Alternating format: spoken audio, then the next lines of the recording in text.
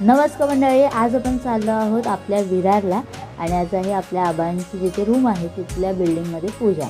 तर मी आता रिक्षाने जात आहे मनवेलपाडा म्हणजे आपल्या कारगिल नगरला. तर आता आपली फॅमिली आपण आता एंटर करूया बिल्डिंगमध्ये आणि मस्त अशी ते लाईटिंगसुद्धा केलेली आहे.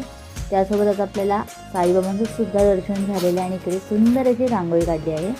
पहिलेच आपण भेट द्यायला गेलो होते म्हणजे आपल्या प्रमोदच्या घरी घेऊन आली तिच्या नातीला. इथे आम्ही आता तिला खेळवतोय. खाऊ दिल्यावर तिची काय स्माईल आले बघा.